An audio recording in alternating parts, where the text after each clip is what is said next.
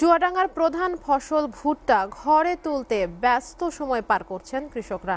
খেলার মাঠ থেকে শুরু করে বাড়ির আঙিনায় ভুট্টা শুকানো এবং মাড়াই নিয়ে এখন বিরাজ করছে উৎসব মুখর পরিবেশ।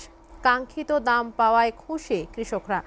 ভুট্টা চাষের সাথে জেলায় প্রত্যক্ষ এবং পরোক্ষভাবে 2.25 লাখ কৃষক জড়িত।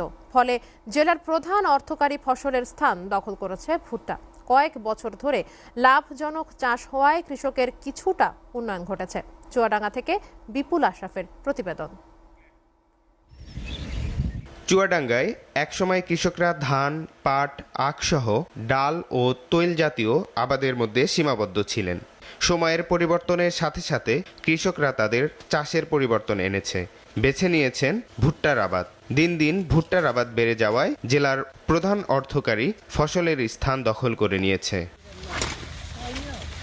গত বছরের তুলনায় এবছর মন প্রতি 200 টাকা বেশি দামে ভুট্টা বিক্রি হচ্ছে।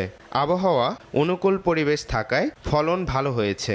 জেলার মোট চাষযোগ্য অর্ধেক জমিতে ভুট্টা চাষ হয়েছে। এবছর বিঘা প্রতি খরচ হয়েছে 15 থেকে 20 হাজার টাকা। বিঘা প্রতি 40 মন ভুট্টা পাওয়া যাচ্ছে। বর্তমানে প্রতি মন ভুট্টা বিক্রয় হচ্ছে 1130 টাকা থেকে 1150 টাকা দরে। তাতে খরচ বাদ দিয়ে ভালো লাভবান হচ্ছে চাষিরা। বিঘা প্রতি 15 থেকে 16 হাজার টাকা খরচ হয় একদম শেষ পর্যন্ত। বিঘায় 10-15 হাজার টাকা লাভ হয় ইনশাল্লাহ। বর্তমানে মায়ের কাজ চলছে, আশা করা যায় কিছু লাভ হবে। চুয়াডাঙ্গায় গত বছরের চেয়ে এবছর ভুট্টার আবাদ বেড়েছে। এ ভুট্টা চাষের সাথে প্রত্যক্ষ ও পরোক্ষভাবে 2,20,000 কৃষক জড়িত।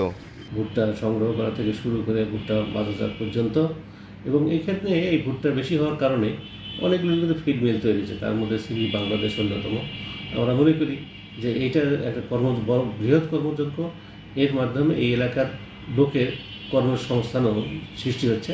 জেলায় ভুট্টা চাষিদের ভাগ্য উন্নয়নের পাশাপাশি দেশের চাহিদা পূরণে অগ্রণী ভূমিকা রাখবে এমনটা প্রত্যাশা সবার। SA TV news desk.